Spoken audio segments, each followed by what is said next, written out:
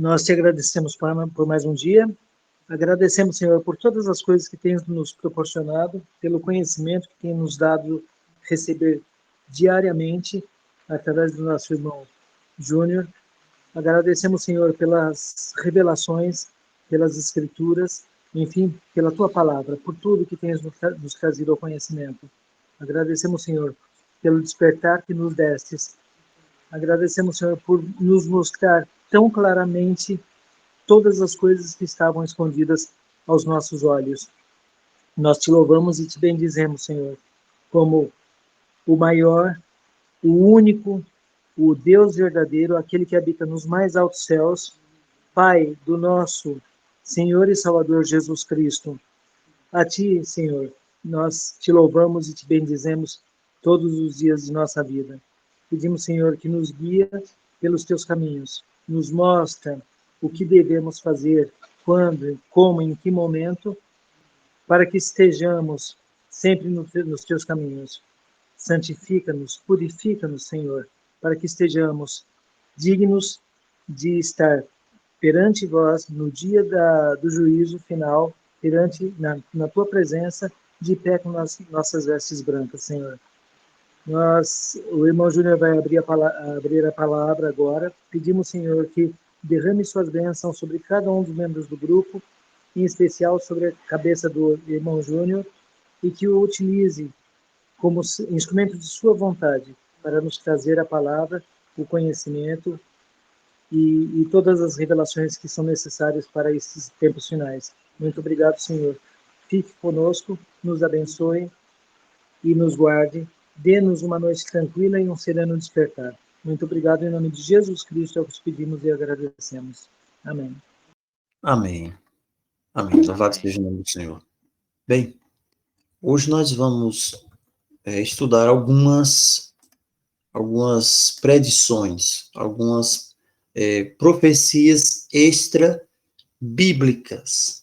Profecias extra-bíblicas que não estão na Bíblia, mas que é importante para que nós possamos compreender o desenrolar de profecias bíblicas. Então é mais ou menos isso, não sei se deu para entender. Nós precisamos, quando nós estudamos profecias, nós já estudamos aqui Daniel, nós já estudamos todo o livro de Daniel, do capítulo 1 ao capítulo 12, nós vimos muitas coisas já. Nós vimos sobre o abominável da desolação, o que realmente é. Nós vimos sobre a abominação desoladora. O abominável da desolação é uma coisa, a abominação desoladora é outra coisa. Nós vimos sobre os 1260 dias, nós vimos os 1290 dias, e nós vimos também sobre os 1335 dias de Daniel 12, e a relação com Apocalipse 13, que também fala de 42 meses, que fala de um tempo, tempos e metade de um tempo. Então, todas essas datas, essa cronologia, nós vimos como estas coisas estão ligadas umas com as outras. Não foi isso mesmo? Como essas coisas estão ligadas umas com as outras. E, aparentemente, parece que é muita data, é muito tempo, é muita cronologia. E, quando nós estudamos essas coisas, nós vemos que Deus, ele estabelece umas bases, ele arma uma maquete, Deus arma uma maquete, Deus faz uma estrutura, e essa estrutura Deus faz, tipo, uma delimitação. Por exemplo, quando você quer demarcar uma terra, o que acontece?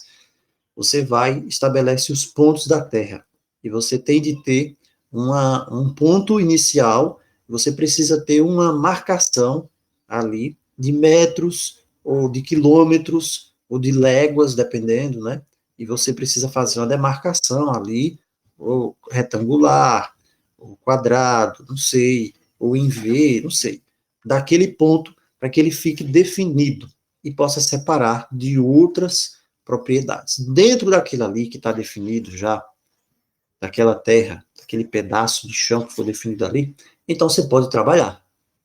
Mas você só pode trabalhar dentro daquele espectro ali que ficou delimitado. Você não pode transbordar aquilo ali. A mesma coisa com as profecias. E esse aqui é o primeiro ponto. Com as profecias, o que é que nós vemos? Quando nós lemos profecias, como a que nós estudamos sábado à tarde, que fala sobre Oséias, Amós, foi isso que nós vimos à tarde. Amós capítulo 1, verso 1. Nós ficamos apenas nesse verso, Amós 1, 1, e vimos outras coisas assim por alto, Mas o ponto central foi Amós 1, verso 1, quando diz que Amós começou a profetizar e há um evento tremendo que acontece que delimita a profecia de Amós. E a profecia de Amós está delimitada pelo terremoto. Você vê que diz lá que foi 2 anos antes do terremoto, o que nós vimos nesse texto de Amós, capítulo 1, verso 1. Então, Deus se utiliza de certas coisas, de certos eventos naturais. A pergunta, a grande questão, que muitas vezes na nossa mente finita não vai ficar claro, não fica claro, é a relação dos eventos naturais com o cumprimento profético e a vontade de Deus.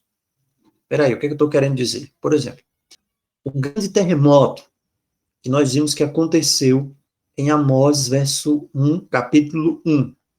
Esse grande terremoto, ele foi causado por Deus, sim ou não? Então, questionamentos como esse, e você vai ver que Deus, as profecias de Isaías, em outras passagens da Escritura, Deus ele assume a responsabilidade por todas as coisas que acontecem. Porque, em última instância, ele é a suprema autoridade. Ninguém faz nada sem a permissão dele. Ninguém faz, ninguém deixa de fazer, ninguém mexe um dedo sem a permissão dele. Só que essa forma de Deus ser soberano, muitas vezes ela não é compreendida e muito menos por não ser vista da nossa forma, como nós vemos, com os nossos olhos. Nós somos muito visuais. Nós somos muito de ver, de olhar, de perceber. Se nós vemos uma mão que está no volante, aí então, por você ver, pela sua atitude visual de ver, você sabe que aparentemente ali aquela pessoa está no controle. Aliás, aquela pessoa está no controle. Se ela está com a mão no volante, ela está guiando. Quando nós não vemos uma mão ao leme, com os nossos olhos finitos, pecadores, então nós imaginamos, né? Peraí, existe realmente, Deus está ao leme, porque as coisas parecem que entram num turbilhão descendente, onde não há controle, as coisas fogem do controle humanamente. Só que é o contrário. Por mais que eu olhe e aparentemente pense que as coisas estão fugindo do controle, na verdade, elas não estão fugindo do controle. Elas nunca fogem do controle. A questão é que eu não sei o controle. Eu não percebo como o controle de Deus ele é feito, como o controle de Deus é desenvolvido. Uma certa vez o Senhor Jesus deu uma dica para nós sobre isso. Quando ele fala com Nicodemos, ele diz assim: o vento sopra onde quer, ouves a sua voz, mas não sabes nem de onde vem, nem para onde vai. Assim é que é nascido do Espírito. Então ele usa o vento para significar o poder sobrenatural, soberano, mas invisível e muitas vezes incompreensível do Altíssimo, que age como se fosse nos bastidores da história. Então as pessoas pensam muitas vezes que a história está apenas se desenrolando, as coisas estão acontecendo, os homens estão fazendo acontecer, e que Deus não está no controle da história. Bem, nós já sabemos que não é assim, basta você ver Daniel capítulo 2. Você vê Daniel capítulo 2, a estátua lá, você vai para Daniel 7, 8, você vai ver lá também os 4 animais, então você sabe que alguém está no controle da história. Então, veja bem, embora Deus esteja no controle da história, ele domine todas as coisas, ele sabe todas as minúcias. Mas existem coisas que são secundárias. Olha que coisa interessante isso aqui, que nós estamos vendo agora. Existem coisas que são secundárias para Deus. O que são coisas que são secundárias para Deus? São coisas que elas podem acontecer e elas não vão ter uma influência determinante no resultado final. O que é isso que a gente está falando? Por exemplo, Deus está... Por exemplo, a questão da estátua lá, Daniel 2, só para a gente ter uma ideia. Você viu que tem Babilônia, na sequência Medo-Pérsia, Grécia e Roma. Aquilo que acontecesse em Babilônia, durante aquele período lá, por exemplo, 70 anos da escravidão de Israel. Daniel ficou lá aquele tempão todo, lá na corte de Babilônia. Aquelas coisas que acontecessem, por exemplo, Daniel foi jogado na cova dos leões. O fato de Daniel ter sido jogado na cova dos leões, não sei se você já parou para pensar nisso. o fato de Daniel ter sido jogado na cova dos leões não alteraria a determinação do Altíssimo de que na sequência de Babilônia viria a Medo-Pérsia. Agora, pela fidelidade de Daniel, o Altíssimo intervém e livra o seu servo para a honra e glória do seu nome e para nos trazer uma mensagem, nos dar uma lição. Então, se ele também não tivesse livrado Daniel, a sequência de reinos continuaria a mesma, Medo-Pérsia.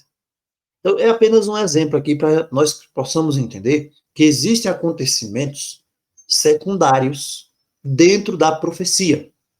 E que esses acontecimentos secundários, eles não irão de forma alguma impactar, impedir que se cumpra a determinação superior de Deus, aqueles pilares, aquelas balizas que ele já estabeleceu. Exemplo de baliza. O que é uma baliza? A gente viu agora um exemplo de um fato secundário. Daniel ser jogado na cova dos leões. Um fato secundário, com relação à profecia. Agora, qual é a baliza? A baliza é o fato principal. O que é uma baliza? Babilônia, está lá na estátua. Medo-Pérsia, na sequência. Grécia, Roma. Ouro, prata, não é isso? Bronze, ferro. Então, isso que foi estabelecido é baliza. Isso é impossível que nenhum ser humano altere. Impossível que nenhum ser humano altere. Agora entra outro ponto. Entra outro ponto bastante interessante no estudo das profecias. Não sei se vocês já ouviram alguém falar sobre isso que a gente está falando hoje. E esse é o outro ponto aqui. Esse outro ponto é a eficácia de Satanás. O que é a eficácia de Satanás? A eficácia de Satanás é aquilo ao qual Paulo se refere em 2 Tessalonicenses 2. Qual é a relação da eficácia de Satanás com o cumprimento das profecias? Olha só, que coisa. Aqui já não é mais leite. A palavra diz assim, lá em Hebreus, né, Paulo diz assim, olha, não pude dar a vocês alimento sólido, mas leite. Mas aqui, irmãos, nós estamos juntos, né, vendo aqui o alimento sólido agora. Passou a parte do leite espiritual, já passou há um tempo. Então, qual é a relação da eficácia de Satanás? Qual é a relação da eficácia de Satanás com o cumprimento das profecias? Satanás tem algum poder para interferir no cumprimento profético? Já parou para pensar nisso? Qual é a relação de Satanás com o cumprimento profético agora nos nossos dias? Como é que nós vemos tantas previsões, vamos dizer assim, de pessoas que se dizem videntes? E uma vez ou outra ali, aquelas coisas acabam acontecendo. E tem muitas coisas que vão acontecer. Por exemplo, como que Malaquias pôde prever acertadamente os 112 papas?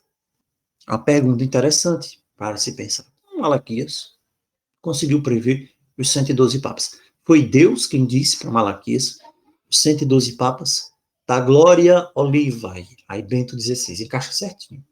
Na outra sequência, Laboris Solis, aí encaixa certinho lá, essa descrição, com outro papa lá.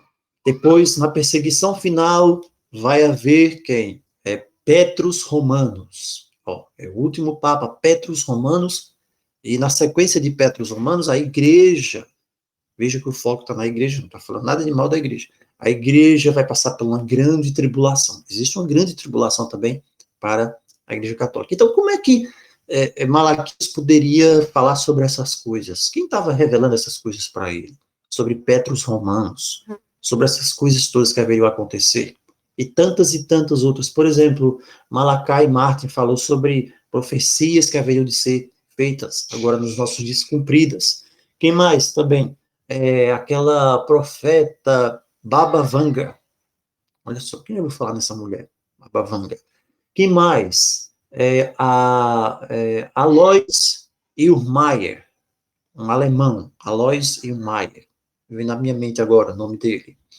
Então, são tantas e tantas coisas, e eram católicos, profetas católicos, santos católicos, fizeram várias e várias profecias. E nós temos muitas dessas. Aí a pergunta é, como é que essas coisas se encaixam? Dentro da Escritura, porque são profecias extra-bíblicas. E se você pega essas profecias aí, e essas coisas acontecem agora, você vai precisar, então, se lembrar de Mateus 24:4. Mateus 24:4, a primeira palavra que o Senhor Jesus diz para os discípulos no Monte das Oliveiras, após saírem de Jerusalém, é o seguinte: cuidado que ninguém vos engane. Já falamos uma vez sobre isso, ele não foi falar sobre sinais, sobre os terremotos, não. Antes de falar sobre tudo isso, o mais importante para o Senhor Jesus ter dito aos discípulos como ponto principal, inicial, é cuidado para que ninguém engane você. Ou seja, o nível de engano nos últimos dias é algo absolutamente absurdo, absurdamente uma coisa além do entendimento humano. Por isso que se você não tiver a compreensão e o discernimento do Espírito Santo, será enganado. Porque a palavra diz que, se possível fora, até os eleitos seriam enganados. Tal grande, tão grandioso, tão fora do comum, excomunal seria e será o engano dos últimos dias. Então, quando Paulo vai falar sobre esse engano, ele começa a falar aqui em 2 Tessalonicenses 2, verso 1, que o objetivo dele é a vinda do Senhor Jesus Cristo e a nossa reunião com ele. Só que antes disso, algumas coisas irão acontecer. Algumas coisas irão acontecer. Se essa mensagem de Paulo para os Tessalonicenses, ela era atual naquela época, imagine hoje. Imagine o quão importante, o quão atual essa mensagem é. E Paulo diz, vocês precisam estar preparados. Vocês não podem permitir que nada mova a mente de vocês. Nada. Porque primeiro precisa vir a apostasia, revelado o homem da iniquidade, o filho da perdição. A gente vai colocar foco nisso. Mas o verso 4 diz, ele se levanta contra tudo que se chama Deus, objeto de culto. Nós já falamos isso algumas vezes. E aí ele vai falar. Verso 7. O mistério da iniquidade já opera. Mistério.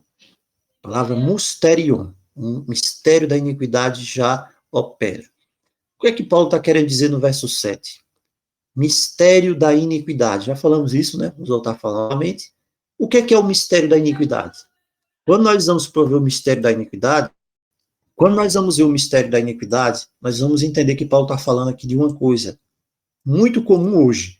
Mistério é a palavra mysterion, é a mesma palavra que é utilizada lá em Apocalipse com relação à mulher prostituta.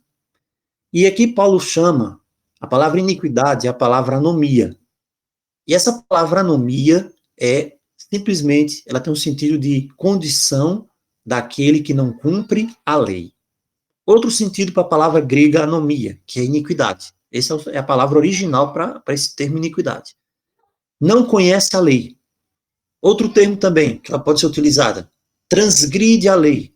E também a palavra iniquidade, é anomia, e o sentido de anomia é desprezo e violação da lei. Então você está vendo hoje em dia um evangelho, uma hipergraça em que as pessoas falam a todo tempo apenas numa coisa. Não, você já foi libertado por Cristo.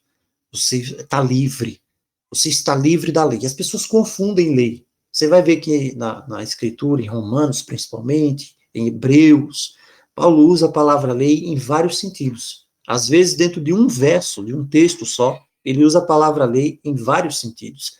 E aqui está dizendo que nos últimos dias, Paulo aqui está falando que aquilo que iria operar, que seria a base da atuação do anticristo, era o mistério do desprezo à lei. Que lei é essa? É a lei cerimonial dos animaizinhos? Claro que não. É a lei de Deus. Esse aqui é o ponto identificativo principal do engano para os últimos dias. E aqui Paulo diz que é um mistério. Por que é um mistério? Porque é uma coisa que confunde as pessoas. É uma coisa que vai confundir a cabeça das pessoas. Mas o objetivo final é esse, é o mistério da quebra da lei. Por que as pessoas botaram esse nome iniquidade?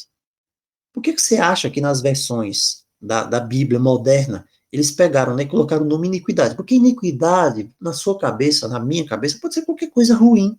Você simplesmente vai imaginar iniquidade. Então, iniquidade é o quê? Pecado.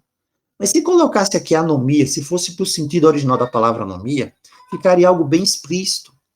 Condição daquele que não cumpre a lei, que não conhece a lei, que transgride a lei, que viola a lei, que despreza a lei de Deus.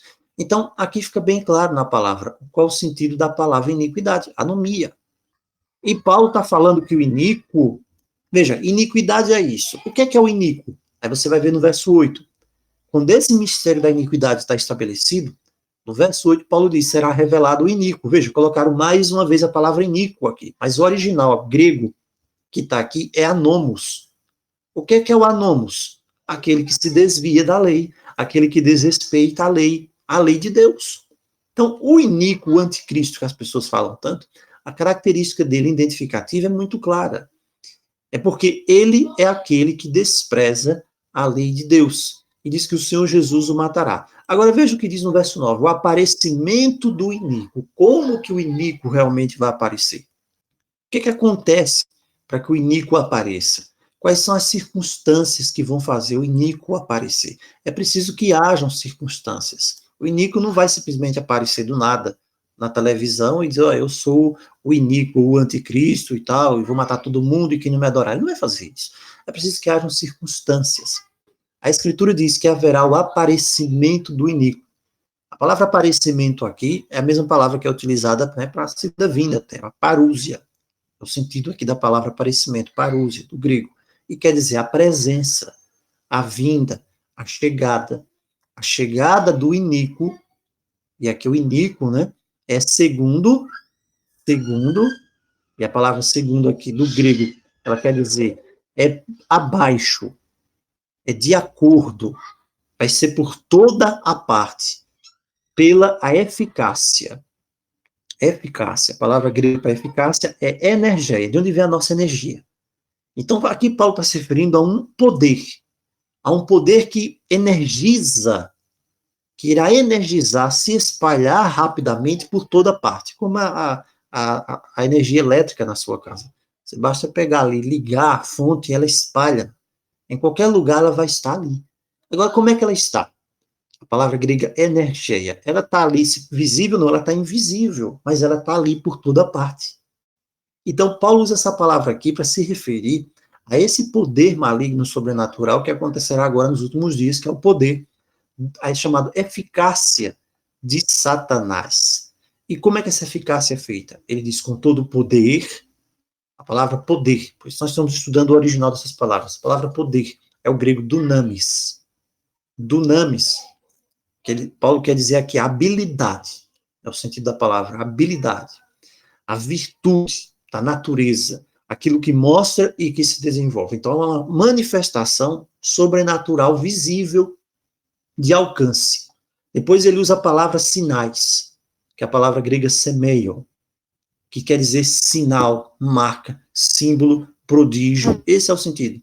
E depois ele vai usar a palavra prodígio, que é milagre. Mas tudo isso, poder, sinais, prodígios, tem um objetivo apenas: levar para a grande mentira. A grande mentira. A grande falsidade intencional. A grande falsidade intencional. Então aqui a gente começa a entender o que é que acontece com muitas dessas profecias que nós temos hoje. Você tem muitas profetadas. O que é que acontece? A maioria das profetadas, elas acontecem, o cara fala, não acontece nada. Aquilo serve para desmoralizar a pessoa a partir do momento que ela vai dizer aquilo. Por exemplo, se você diz, olha, vai acontecer isso hoje, e aquilo não acontece. Ou então se você diz, olha, eu estou dizendo que agora vai cair fogo do céu, e não acontece. Esse é o resultado natural. Mas, Paulo está falando aqui de uma manifestação visível aos olhos de toda a humanidade, por isso ele usa a palavra energia, e que vai levar para a mentira. E é através do engano da injustiça. Então, existem algumas coisas aqui, não sei se vai dar tempo da gente ver isso hoje, mas eu separei aqui, eu tenho isso aqui já tem um tempo tem um tempo. Como nós falamos, acho que foi há uns dias atrás, sobre a visita do Papa a Moscou. Então, essa visita está predicada que iria acontecer já tem tempo já. E até no concílio, no terceiro segredo de Fátima, tem menção a isso. E agora o Papa Francisco diz, não, eu realmente vou lá para Moscou. É do nada isso aí. Ele simplesmente vai porque deu vontade de ir. Não, ele simplesmente tem de cumprir uma agenda. E após esse evento, tem outro evento. E esses eventos são ditos assim com antecedência para acontecer. Existem coisas que vão acontecer. Então, veja só, como é que as coisas se encaixam. Lembra da questão da baliza? Você tem a baliza estabelecida por Deus, como no caso lá da estátua. Primeira baliza, exemplo. Babilônia, Medo-Pérsia, Grécia e Roma. Isso vai ter de acontecer. Deus determinou que seria assim e aconteceu, até chegar aos pés da estátua. Agora, tem coisas entre uma coisa e outra, por exemplo, entre Babilônia e Medo-Pérsia, tem um vácuo. Aquele vácuo ali é exatamente ali que Satanás pode atuar. Então, essas profecias que Satanás muitas vezes usa pessoas, e as pessoas falam e dizem que vai acontecer isso, e vai fazer aquilo, o que acaba acontecendo é a atuação no vácuo. É aquela atuação secundária. Independente de acontecer ou não, a sequência que Deus já determinou na profecia da Escritura vai acontecer, vai seguir. Agora, aqueles eventos podem ter influência na humanidade, no engano, para aprofundar o engano, aperfeiçoar o engano e fazer com que haja mudanças. Mudanças nas pessoas, preparando as pessoas, porque o diabo sabe que pouco tempo lhe resta. Então, quando você vê, por exemplo, tem uma mensagem aqui, que foi dada em 2007. O que é que diz nessa mensagem que foi dada em 2007? Essa mensagem é até catalogada, a mensagem 2863. Ela diz assim: os homens de barba grande preparam uma terrível ação contra o palácio do rei. Os homens de barba grande preparam uma terrível ação contra o palácio do rei. Quem são os homens de barba grande? Fica claro aqui, quem deve ser esses homens de barba grande.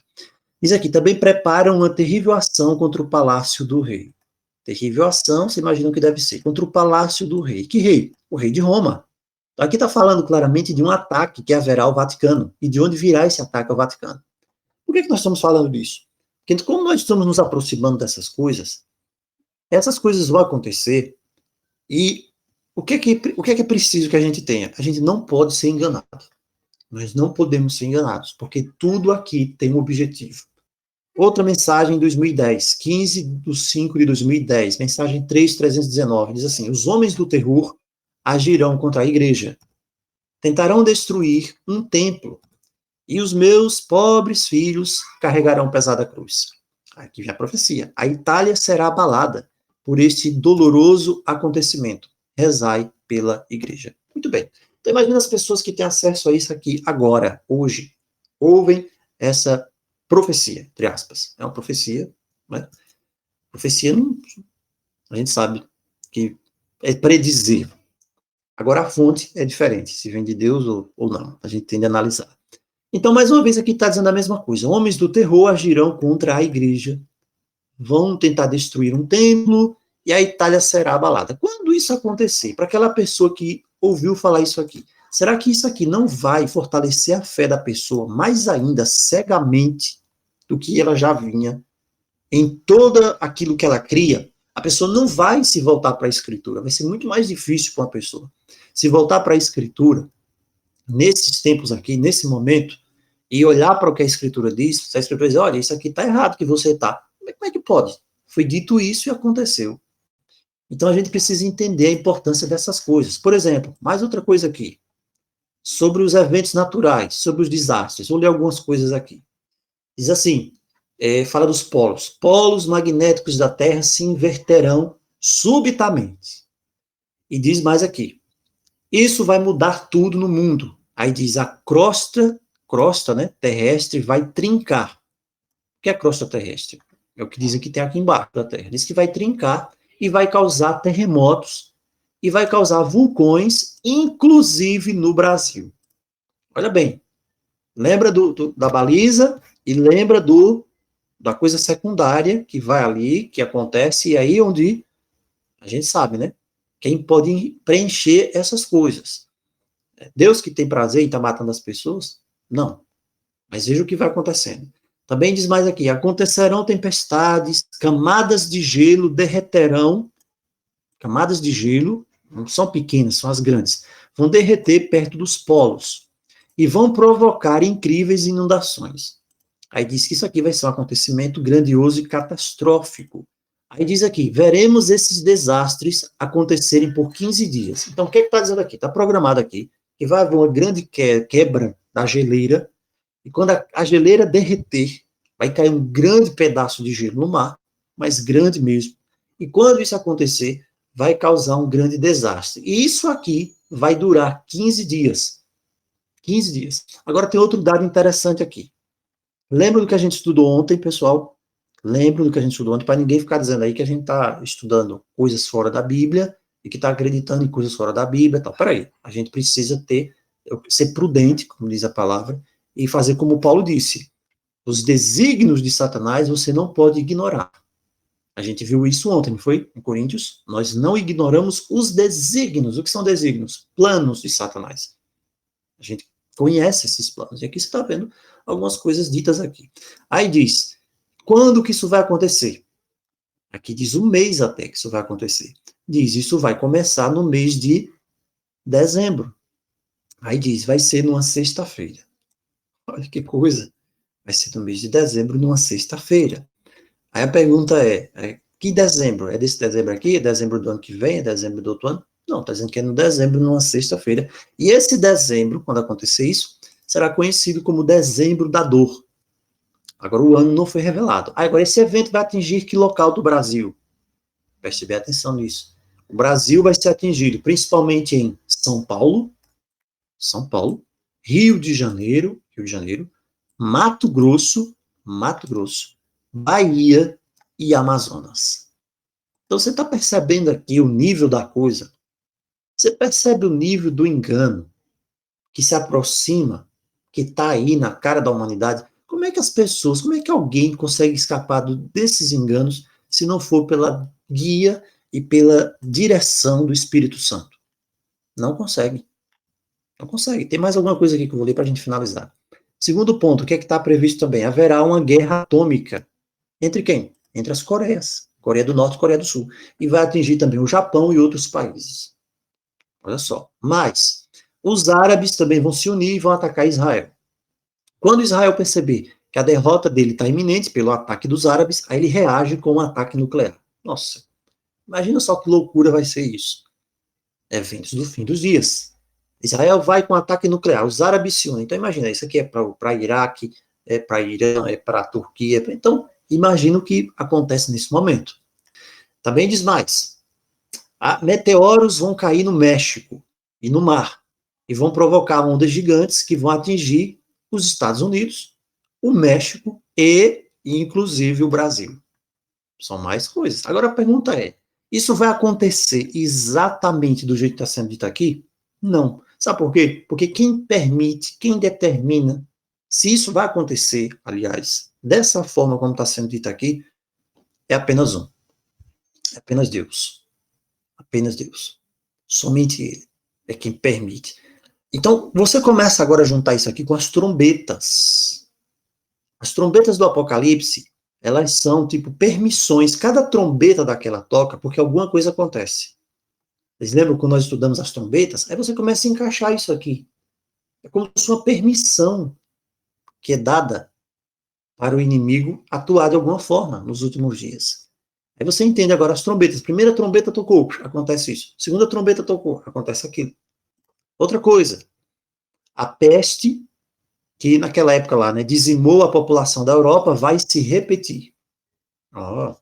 Mas dessa vez vai ser provocada por manipulação genética e atos terroristas. Que é ato terrorista? Está dizendo aqui que os terroristas vão chegar em alguma grande cidade, vão pegar um pozinho com um vírus terrível e vão jogar para o ar. Pronto. Jogou aquilo ali para o ar, aquilo se espalha, se matando todo mundo. É isso que está dizendo aqui. Então, olha só que coisa. Aí diz que a ciência também vai ter parte nisso. Aí depois fala em outra coisa, Ibrahim. Você perguntou uma época, a gente falou sobre esse assunto à época. E veja aqui. É o nome que vai ser dado, né? É o nome que é dado aqui, mas não é o nome realmente, não é 100% isso aqui não. Mas a gente fala disso outra hora. Aí diz aqui também, Deus vai ser bondoso e vai nos dar uma chance da humanidade se arrepender dessa conduta da humanidade agora. E Deus vai nos dar um sinal. Isso aqui são palavras aqui da toda a profecia. Qual vai ser o sinal? Um deles vai ser que o mar vai perder o seu sabor. A pessoa, o mar não vai ficar salgado mais? Olha só que coisa. Outro sinal. Qual vai ser o sinal? Vai haver um milagre vai haver um milagre eucarístico no Brasil. Aqui é outro ponto, a gente não tem como aprofundar nisso aqui. Eu já estudei isso aqui, aprofundei um pouco, mas não adianta falar nisso agora. Milagre eucarístico no Brasil, o que é? Vai haver milagres na Europa também. O que é? Não adianta falar disso agora. E o mais incrível de todos aqui, um planeta, é dito que é um planeta, tá bom? Agora, pessoal, a gente tem que ter cuidado para não acreditar em tudo que é dito aqui. É um planeta realmente? Não. Mas aqui diz que é um planeta.